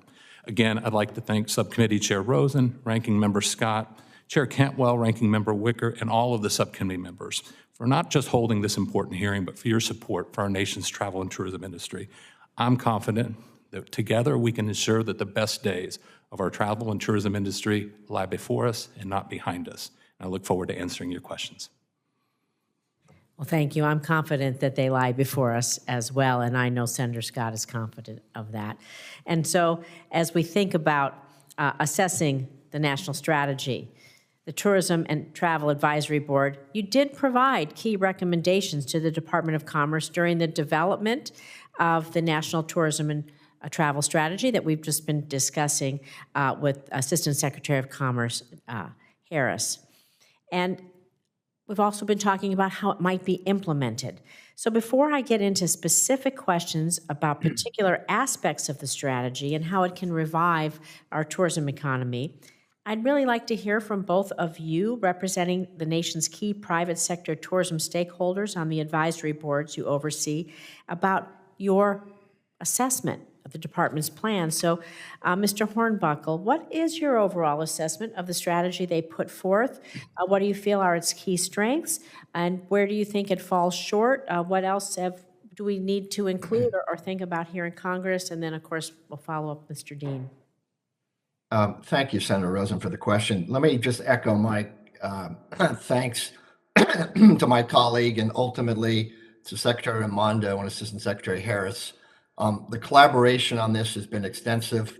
It's been thoughtful. It is taken on through TTAB and others, a great deal of stakeholder input. And so they are to be thanked for that. Look, generally and overall, the strategy is bold. When you talk about 90 million visitors by 2027, that'll be upon us quickly. When you think that they took it seriously, and I think ultimately this committee and the administration has taken tourism and travel seriously, obviously 1 in 20 jobs in the United States depend on it. And the investment has been there. Your support of Brand USA and the $250 million will go a long way in reigniting what has been a great tourism story over the last several decades. A couple of things maybe to point to or point out, focusing on making travel to and in and out of the United States, but once you get in, is critical. I think you heard it throughout the Assistant Secretary's comments, my comments, Mr. Dean's comments. Making an easier pathway is essential. You also heard me talk about investment in infrastructure. There's $1.2 trillion sitting there, making sure that in the instance I gave, whether it's our I-15 or airports, I recently had the opportunity to go through Amsterdam Airport, and the technology that's deployed there to get people through that with ease is amazing and critical. So I would not necessarily critique it in the context of what's not there. I think it'll be about what gets done. I think it's an encompassing plan. I think it's a well thought through plan. And I think it's incumbent upon all of us to make sure it's got the resource, the focus, and the necessary dedication it needs to implement it. Because I think that becomes the trickier part, given scale and scope. These are not small goals, and it will take a great deal of focus. So with that, Madam Chair, I turn the question back to you. Your thoughts on the strategy? Yeah, as I mentioned earlier, this is a bold, ambitious strategy, and I'm reminded of my grandfather, who was not a learned man, but maybe one of the wisest people I ever met, who often reminded me that you always have time for those things which you place first. And so to me, the real question is, where do we go in terms of action steps and items, especially in light of the questions earlier in this hearing about the collaboration that's required between state, federal governments, and the private sector partners. I think it's absolutely critical that we build upon the success that Brand USA has already created. The interest is there, and we're already seeing that with an amazing body of research that tells us that international travelers are ready and eager to return to the United States. And in fact, even in Puerto Rico, in the first quarter of 2022, we welcomed more than twice as many international visitors as we did a year ago. So that recovery is already underway, but the visa time processing is going to be a major impediment going forward. And I think it's important that we considered where we were with the 2012 national strategy, which reflected the same concern at that time, and we saw a lot of progress thereafter.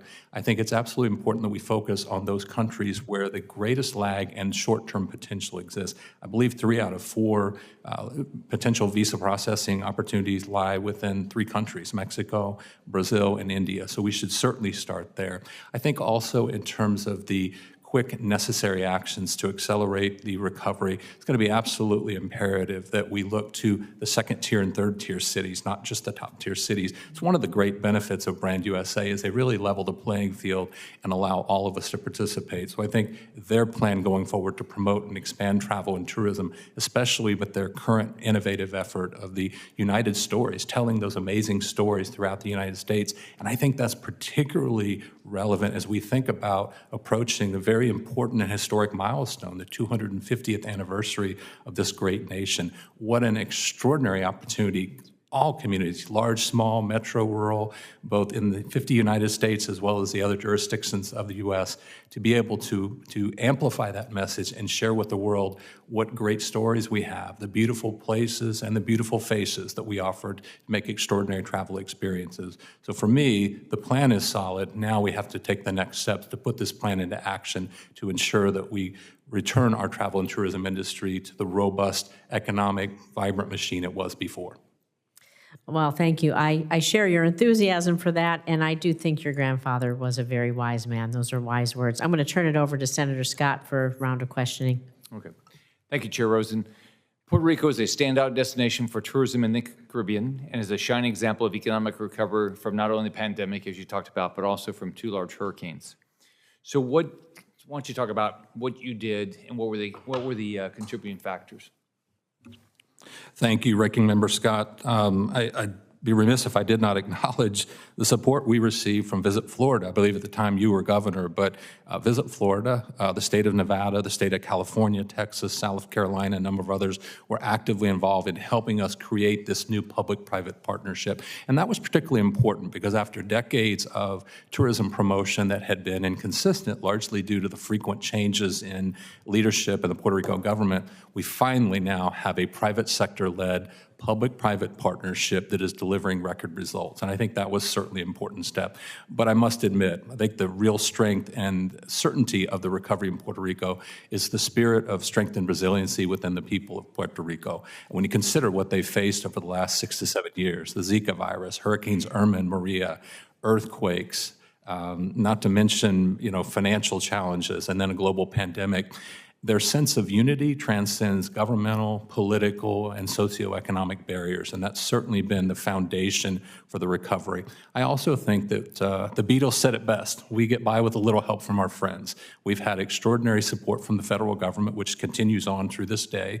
We've had partners not only at the state tourism levels, but at Brand USA, which dedicated a lot of time and resources to that. And I have to acknowledge one of the most successful programs that helped fuel that recovery was a community development block grant, the CDBG Disaster Recovery Funds that HUD authorized. The final estimate of the return on investment for the federal government after it was all said and done was $106 of direct economic impact for every federal dollar invested, a great ROI, not only for the island of Puerto Rico and for the federal government. So I think it really comes down to the character and resiliency of the people of Puerto Rico, the innovative model that we've been able to apply, which promotes the rich, vibrant culture of the island, and then the partnerships both in the private and public sector, which has allowed us to set a record pace for recovery in travel and tourism. So in Florida, I think 1 out of every about 6 jobs is tied to tourism. What's it like in Puerto Rico, and how important is tourism to the workforce in Puerto Rico and basically the base of taxes for the state or island government? When you consider pre-pandemic, a $9 billion economic engine that employs 86,000 people and generates over $760 million of taxes to an island that admittedly has faced its fair share and then some of financial difficulties, I don't think we can even begin to properly state, at least I can't, the true value of travel and tourism. But I think oftentimes, Senator, we in the industry perhaps do ourselves a bit of a disservice by always pointing to the numbers. Jobs and taxes and revenues are important. But I think travel and tourism is far more effective and impactful in Puerto Rico, and I would say the same for my peers and communities throughout the 50 states. When you think about travel and tourism, it's not simply a generator of economic activity, but oftentimes the first date for relocation and commercial investment. Before people invest in your community and create jobs, they experience your hotels, your restaurants, your taxi cabs. And we've seen, even by using the Longwoods Halo study, to measure the impact of travel and tourism advertising, how much more likely people are to think favorably about your community, or in this case, your island, through travel and tourism marketing. It reminds us of the sheer importance of this industry. It's not lost upon me, and I'm sure not upon you or any member of this subcommittee, that there is no other industry in the United States of America that on any given day employs more people, speaks to more people, and serves more people than the travel and tourism industry. So when you consider that, the importance of travel and tourism in Puerto Rico is far beyond my ability to describe in words. So so in Florida, what you just talked about was absolutely true. You know, generally no one moves to Florida before they come as a tourist first, and then they move possibly themselves or a business. So we sold a lot of homes that way. Has that happened in Puerto Rico?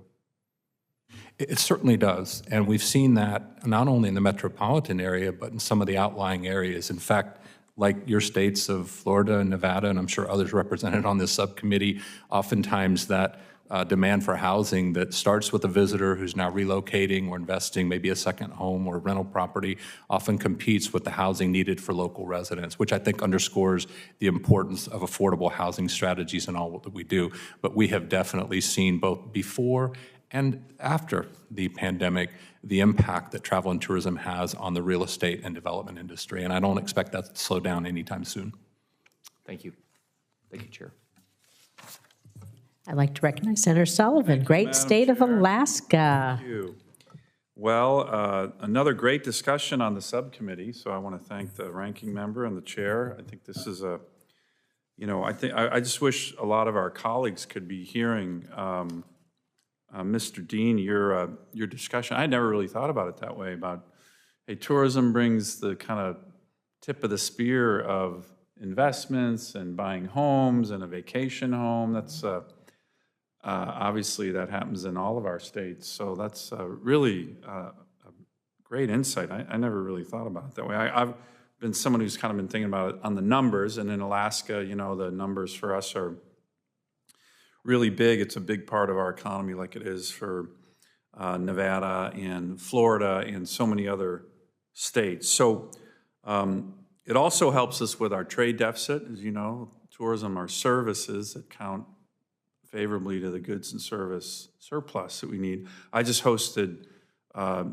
Ambassador Tai up in Alaska last week, the U.S. trade rep, and kind of walked her through a lot of the ideas of promoting tourism. So my question for you and Mr. Hornbuckle is the issue of our tour bus legislation that has within it legislation that I've been pushing for a while, the Visit America Act. And I'm not a big government guy. I don't think the ranking member is. I'm not sure about the chair, but either way, but I do think to your point, our tourism sector, given how important it is to the economy of the United States, really doesn't have a strong singular voice. Now, I know we just had Mr. Harris testifying, but if you look at his responsibilities, I mean, he's got a huge portfolio, right? And tourism is kind of at the bottom. So here's my question to both of the witnesses. First of all, the Tourism and Travel Advisory Board, I think, has done a really good job. In my legislation, we have two kind of things that would, we think, help make our government have a more strong, steady, focused stay on tourism. Number one, make the Travel and Tourism Advisory Board permanent, right? Pretty simple. Keep you guys focused and make sure you know that you're going to be around for a while. And then second is we have this idea of an Assistant Secretary of Commerce, Senate confirmed, to be focused solely on tourism, period. No offense to Mr. Harris, but we want somebody every day to get up and say, hey, what are we doing for this industry? And it's important because when you look at, say, most G20 countries, not only do they have that, they all have tourism ministers, cabinet officials in charge of tourism. And we don't have anything. We don't even have a Senate-confirmed position. So to you and Mr. Hornbuckle, what would your views on making the advisory committee permanent, but this idea of a senior American official who does this every day when they wake up, Senate confirmed, not Mr. Harris, that's their only job, the way most other countries in the world have that, actually, like I said, at a cabinet level position. What's your thought about that? And then Mr. Hornbuckle. Happy to offer my thoughts, but I'll defer to my chair, Mr. Hornbuckle, to respond first, and then I'll follow up afterwards, if that's okay. Good, sure. Senator, thank you for your question. Yes and yes. In the context of, I think, the work we've been able to accomplish, particularly through Secretary Raimondo, and now again, obviously a recent appointment, Assistant Secretary Harris, has been meaningful. Much like Puerto Rico, Nevada, where my company employs over 50,000 people in Southern Nevada alone, we are the industry of the state. And what happens in our industry happens in the state, and so goes its economy. And so to the extent that there would be potentially a federal position that's appointed by the Senate that would be solely focused on an industry that captures 1 in every 20 jobs and is the lifeblood of maybe a half a dozen states in this nation, and it's critical, highly supportive of that. To the extent we all do a great job locally, we all do a great job, generally speaking, in promoting our own tourism, but the effort, the energy, and the coordination it would take to take, whether it's federal monies through infrastructure or ultimately even tourism money, and focus it and have somebody who wakes up every day, that what gets focused on gets accomplished. It's quite simple. And so we would be highly supportive of that.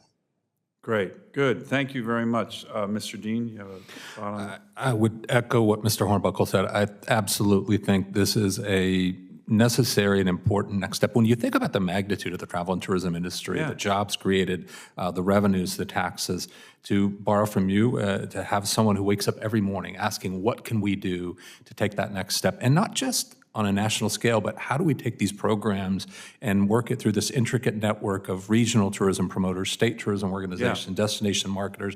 I think having that point person to lead that effort actually complements the work being done by the National Travel and Tourism Office and Assistant Secretary Harris. So I see it as a plus up, certainly not a replacement. Yeah. And more so to that point, I'm a bit biased because I've served multiple terms on the Travel and Tourism Advisory Board, but I do think statutorily guaranteeing this sends a powerful message to the industry that it's important to engage.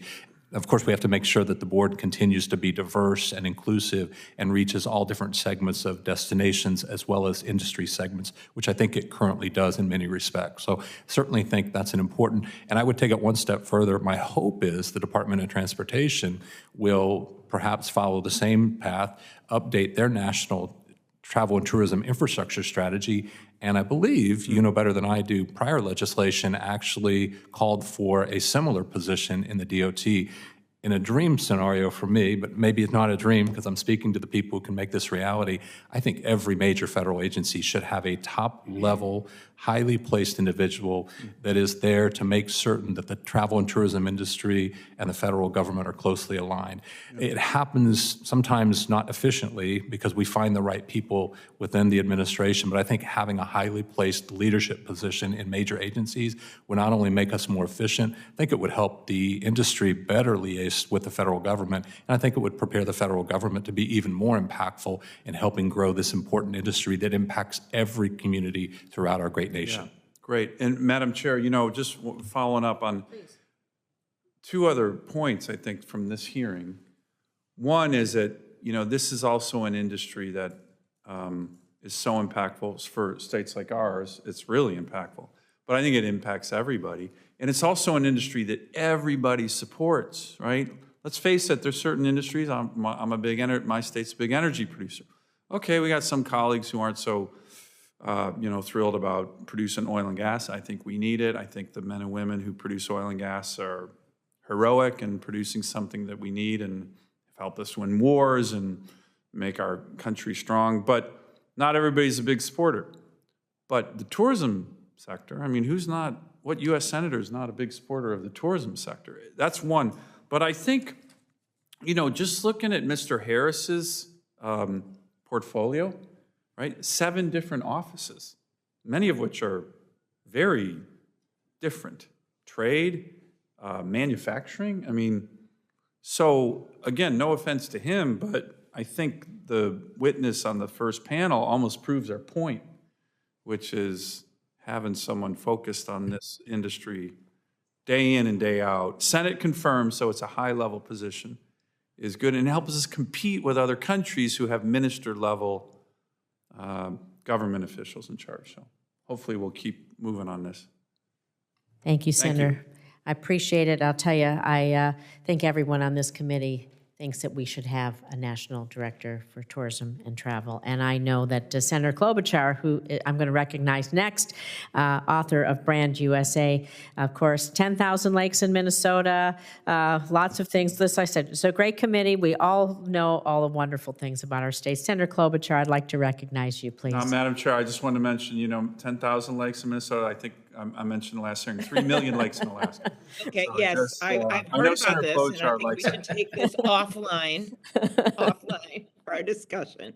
I will note your biggest street in Anchorage, or at least one of them, is called Minnesota Avenue. That's very true. That's very true. That's true. We have a lot of people going back and forth between our states. But with that, I want to thank our 2 witnesses from beautiful places that I have visited, spent some time in. And I want to, first of all, just start out. I know a lot of people have mentioned the Brand USA, and thank you to the chairwoman for her leadership on that and so many other things. But the Brand USA is a bill that Senator Blunt and I have long championed, and in March we were able to restore funding to Brand USA. Mr. Dean, I know you've talked about the importance of destinations and evening the playing field. Can you talk about how important it is to keep this going? Because we have some places that are big destinations that everyone can afford their own public relations and strategies and ads, but some can't. And it's important to have a national strategy when it comes to Brand USA. Mr. Dean. Thank you, Senator. I think you've underscored to me one of the most important and perhaps under-recognized benefits of Brand USA. We can certainly point to the efficiency, the return on investment. There's no question our nation is getting a great return on its investment through Brand USA. But one of the greatest benefits is how Brand USA allows smaller communities, rural communities, regions that couldn't, even with the budget, promote themselves around the world. And we certainly see that in Puerto Rico. I think to some of the recent international visits that we were able to attract with influencers and media coming to help us tell the story of the recovery in Puerto Rico.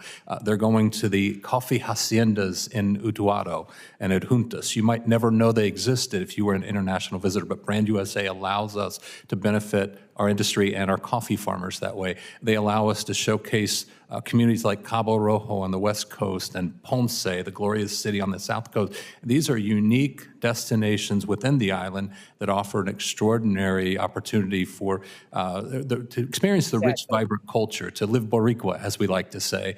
And we simply could not do that even with a substantial increase in our budget. What Brand USA allows us to do for all of us is to tell our stories as part of those united stories and showcase ourselves to the global travelers that many of us wouldn't be able to reach otherwise. So beyond the economic impact, which is substantial and clearly proven over and over again, I think their ability to level that playing field, allowing rural communities, second-tier and third-tier cities that wouldn't otherwise compete to be able to accomplish that.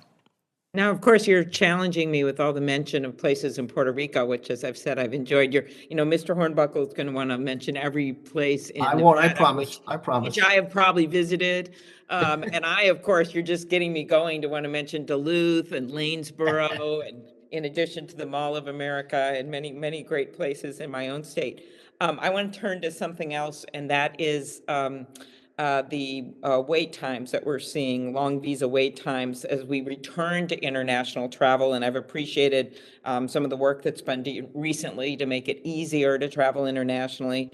Right now, inbound travelers can expect to wait 702 days in Guadalajara, 354 days out of Brazil, 643 days out of Colombia, and other things. And these are, of course, the international travelers, as we all know, bring in, a lot of funds, and that means good for our jobs and good for our businesses in the U.S. I know the administration is focused on increasing visa processing capacity by 40% in the top countries that require a visitor visa, including Brazil and India. Either Mr. Hornbuckle, maybe you can answer this. Do you see Congress as playing a role in helping to reduce wait times and increasing processing capacities? And do you think that would be helpful? Unequivocally, yes, Senator. Thank you for the question. Look, we just experienced July 4th in Las Vegas. Not only wait time for visa, but once you got here to get through the process, once you landed, was another 2.5 hours. And so welcome to Las Vegas. Welcome to America. Please stand in this line for 2.5 hours. And so obviously anything and everything that can be done, not only to continue to fund, because resources are essentially what's behind this, but to create workplace environments where training is effective and appropriate, where people want to go to work. We've all gone through TSA. It's not a pleasant experience for the consumer, probably for most of the employees. And so to the extent we can put technology at play, whether it's in pre-visa in some of these particularly foreign countries, we have an environment. You may know we operate a couple properties in Macau, and before the ongoing COVID crisis and closed down, many of those jurisdictions in mainland China were putting automated visas through. And so it was simple as getting something on your phone. You had pre-qualified, and you literally went through a process. Technology's impacted and helped our business. We now have mobile check-in, something that COVID kind of forced. And with the reality of that, it's 25% of the people who come to one of our resorts never touch the front desk. They then use that device for other ways around the resorts. And ultimately, it gives us the connectivity to those people for marketing to hopefully we have them return to us. And so the essence and the idea that we could start at home, because trip does start at home, the moment you decide to go, what is that process? And ultimately elevate a focus on all of it would be just something that's desperately needed at this point. I think it's been mentioned a couple times, but 700 days for a visa is not acceptable. It's just not. And so. Exactly. And just last here quickly, I assume workforce shortage as well as we look towards immigration reform, doing something here to make sure we have workers in these jobs would also be helpful in travel and tourism. Without a doubt, again, I mentioned a number earlier, we employ about 62,000 people. We have had in Las Vegas alone 5,000 job openings since we came out of the COVID pandemic. We stabled up the workforce pretty quickly, but now we've hit a plateau, and we've been sitting on a number like that for better part of a year. It's a couple things. Yes, it's economics. It's always economics at core, but there is a whole new mindset around work-life balance.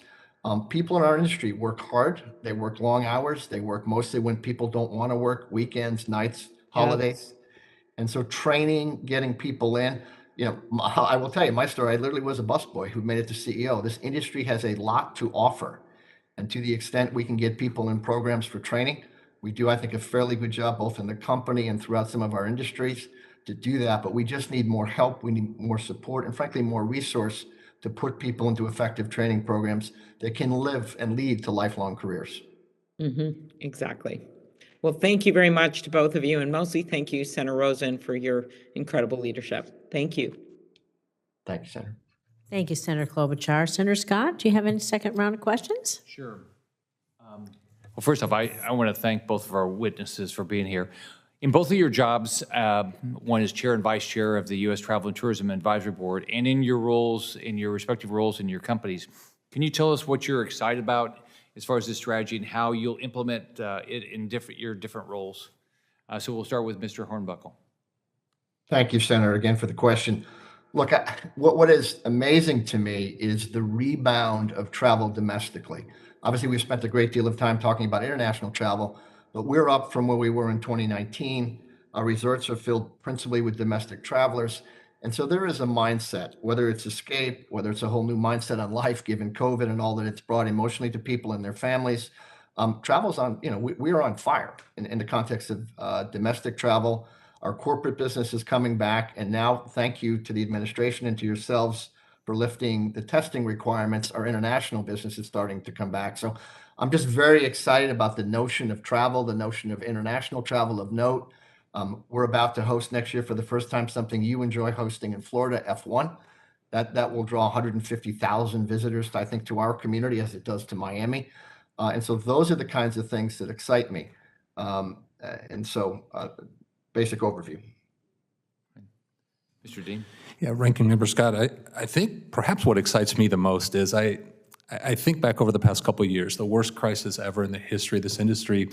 If you've ever seen the movie It's a Wonderful Life, you remember the character George Bailey, who got to see what the world was like without him. And we've had our George Bailey moment. We've seen what the world is like without travel and tourism, and it wasn't a pretty picture. I'm hopeful that as we emerge from this crisis, that we have a greater appreciation for the impact of travel and tourism, not only as a huge economic generator that creates millions and millions of jobs, but also as an important source of elevating the profile of our nation and the communities therein. So perhaps a greater appreciation, and that's not just those in the public sector, that's us in the private sector as well. I'm especially excited when I think back to the last National Travel and Tourism Strategy in 2012, the kind of innovation that it spurred. So I'm hopeful that some of these seemingly aspirational but yet realistic possibilities, like a truly seamless, secure, efficient travel process that's touchless, that not only helps to reduce cost and time for travelers and businesses, but also enhances public health. I think those kinds of opportunities are the kinds of yield that we could see out of this. There's so many actions and strategies recommended in this National Travel and Tourism Strategy that, as I mentioned earlier, we certainly need to prioritize. But as I look at this plan, if we can establish and maintain the kind of collaboration nationally that we've seen in the island of Puerto Rico and build upon our successes, recognizing the importance of this industry, I think our best days truly are before us, and I'm excited and optimistic about what lies ahead. Thank you. For each of you in your roles, in your roles on your jobs, what would you say were the 2 or 3 biggest things Congress could do to improve what you're trying to do in your respective roles? Senator, if I may, and thank you for the question. One thing we haven't really touched on, although I heard this conversation earlier about lakes. We have a lake in Las Vegas called Lake Mead.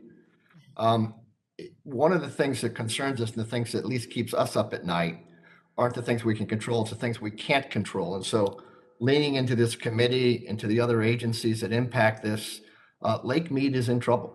We're down to 26% of its original high.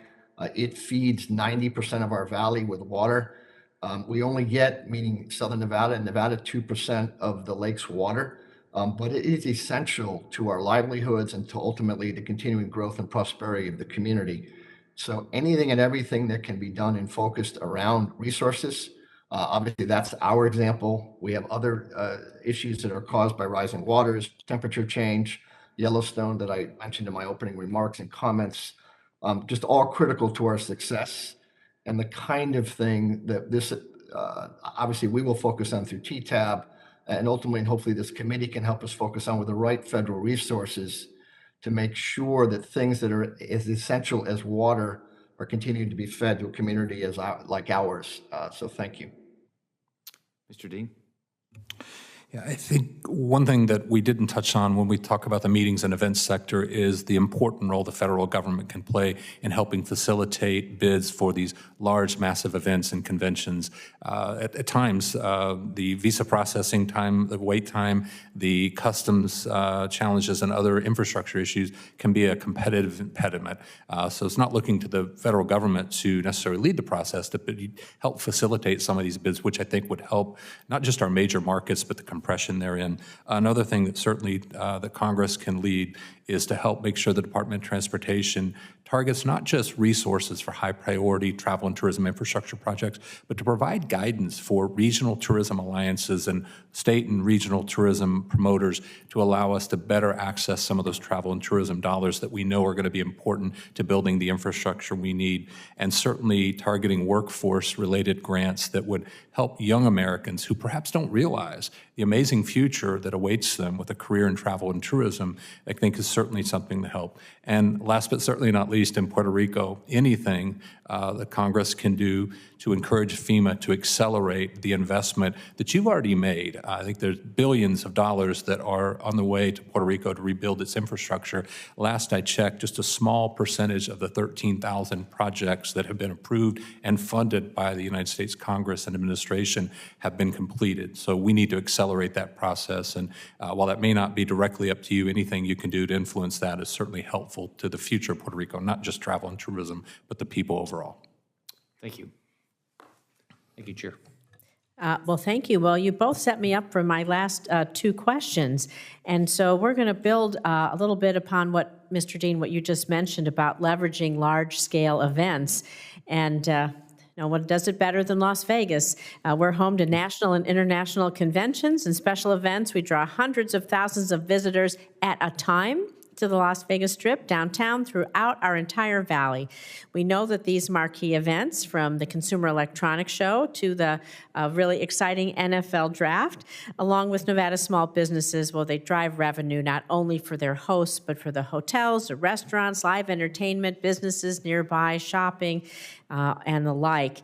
And the travel and tourism strategy, I know, understands this direct impact. It recommends that the federal government tie marketing of U.S. travel and tourism to these large-scale events, collaborate with state, local, tribal efforts to bring more international events to the United States. So, Mr. Hornbuckle, I know in Las Vegas, I'm not sure. I think we're still number one, but we're one at the top of the list for conventions in this country. And so, give us your take on what you think this strategy and what we should be doing to be sure that we grow this conventions and our tourism. Thank you, Senator, for the question. Look, for Nevada, we have about 45 million visitors, at least we've had at peak, and we're heading back towards that number, which about 7 million of them were convention delegates and conventioneers, benchmarked by things like Consumer Electronics Show and other international events at scale. And so everything we've been talking about is essential to all of that. I think to stay focused on visa, to stay focused on the actual process once you get through the system, on TSA and just the receptivity and the arrival itself is critical. Continuing to work with, I think, other countries and other consulates around getting real information out to people about the destination and about the process and the education around how to apply for visas is essential. And I think there's a great deal of effort that's gone into that, and more needs to continue to go. But there's no place like Las Vegas for events. I mentioned earlier F1, something we're excited by. We'll host Super Bowl in a month. Next month, we're hosting 2 international FIFA soccer teams. I think it's Liverpool against Leeds, if I'm remembering correctly. I think Barcelona is coming out as well. And those events, thousands of people. There's a team coming up from Mexico. We'll put 60,000 people in a stadium, much like they do all around the country. But just ease of access and travel is really the critical point. Those events will help promote some of themselves. They're of such large scale. Brand USA is very impactful and meaningful, but particularly for the smaller destinations. For us, the focus needs to be and wants to be ease of coming in and getting to the jurisdiction or the destination, so that the experience would be something that they want to repeat. Formula One's a great example. We've signed it up for 3 years with an option to do more. I'd like that to be a permanent thing for this community and for the country for a very long time. I think it's a place that this industry hasn't gone, and it's something that could be really net additive. Well, thank you. I see Senator Tester just came online. Senator Tester, if you have some questions, I want to throw it over to you since we're in our second round, if you're ready. Are you there? He was there. Nope, he's not. Well, then I will thank you for that answer, Mr. Hornbuckle. Anything you want to add for coming to a wonderful island resort for your convention, perhaps? Well, Puerto Rico has a lot of things to offer. We can't compete with Mr. Hornbuckle in the meetings that he hosts, but what I can offer is a couple things. We've talked a lot about visa processing times. One thing we could do that would help us attract larger events is to allow for group processing of travel visas. When you're bringing a large event, a conference, that would certainly make it more efficient, a competitive advantage, or at least an improvement of where we're at today. And that could actually benefit other communities that aren't necessarily hosts for major events. When you think about large tour operators, which will probably be the tip of the spear of the recovery when it comes to international travel. The other thing, I mentioned this earlier, but I'll emphasize this, is I believe you're going to have an extraordinary array of success stories from the $750 million of travel and tourism grants, many of which went towards leisure travel and outdoor recreation. I think it merits consideration, a second round of those grants to target specific needs, whether it's programs, it's equipment, infrastructure, to allow communities to be better prepared and more competitive in hosting these events. When you think about it, just a few weeks ago, the island of Puerto Rico hosted a sustainability summit hosted by the World Travel and Tourism Council. Extraordinary to think that they could have gone anywhere in the world and they ended up in Puerto Rico. Thankfully, we have a large technologically advanced convention center. So communities that don't have those advantages might not be able to compete. So those are two things that we could certainly do to help that. Well, thank you. Well, that I have one last question, and it really is, or our comment, I want to hear what you have to say. Of course, all of this, as we've mentioned more broadly, really lies on a national strategy for our infrastructure. If we don't have ports and roads and bridges and trains, airports, all of those things, then people can't travel efficiently and effectively and go to see so many of the beautiful destinations that we have. And I would say on the base of a lot of that really is broadband and our investment in broadband.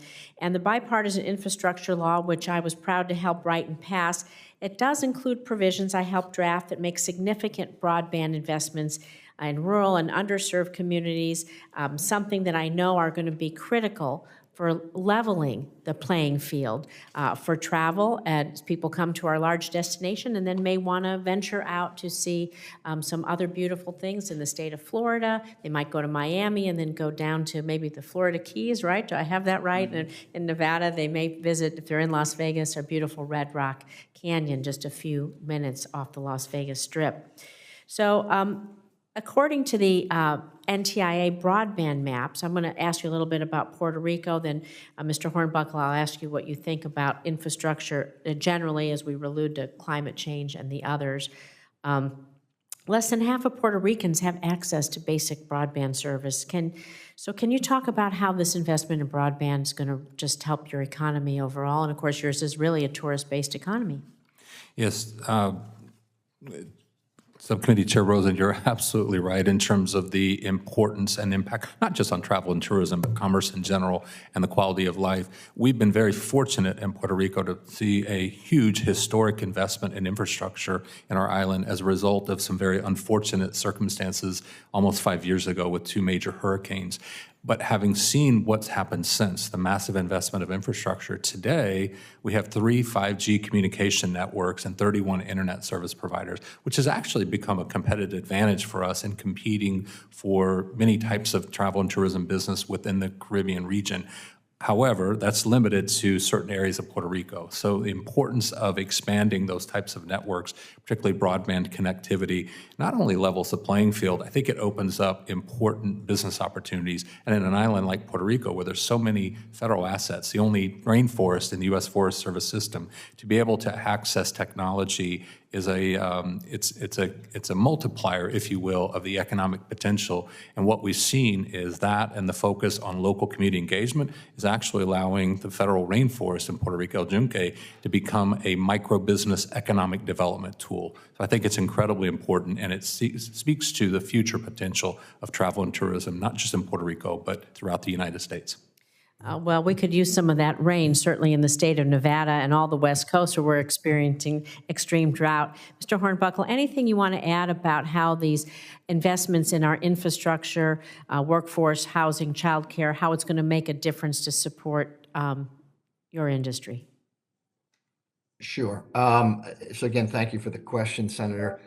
As I alluded to earlier, obviously there are large-scale projects. I'm grateful that Secretary Raimondo opened up the very subject of infrastructure, because obviously most of it and most of the heavy lift and the work has been done over the Department of Transportation.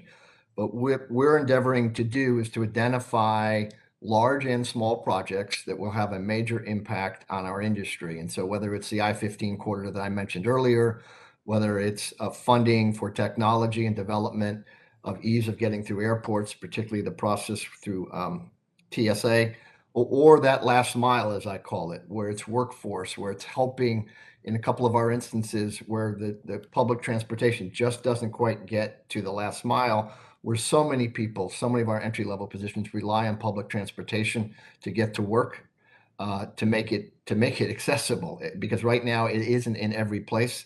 Obviously, some of our destinations are remote, but the vast majority of them, particularly the ones that are near a city, getting people to work, getting them home safely from work is a critical thing. And candidly, it's become a deterrent in some instances where we can't get people to take a job to begin with because that transportation is a substantive issue for them. So it's broad stroke, it's broad based. What we've committed to is to focus it and then ultimately try to push it. I hope we don't end up in an environment with the transportation monies of note and the infrastructure monies, much like I just heard in Puerto Rico, where you've funded, but getting it done is taking some time and some energy. And so the ability to focus on what's important to all of us and to identify by priority, I think is essential. And ultimately to help with that last mile for workforce management and getting people in and home safely from work is critical to just basic employment. Well, thank you. I want to thank both of you. The enthusiasm for what you do for your communities, for travel and tourism, it's really infectious. And there's just so much excitement, the ability to renew and to grow and innovate. And I do believe that this is the government-private public-private partnership that will build communities, large and small, across this nation. Just like Senator Sullivan alluded to, this is the place that every state, it matters, and everyone's behind it.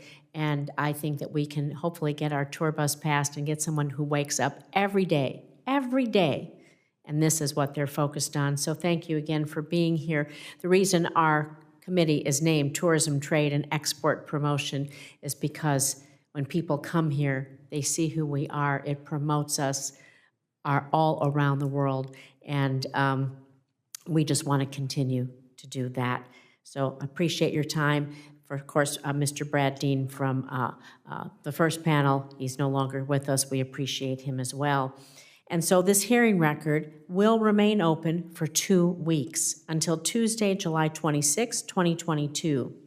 Any senators who would like to submit questions for the record should do so by Tuesday, July 26, 2022.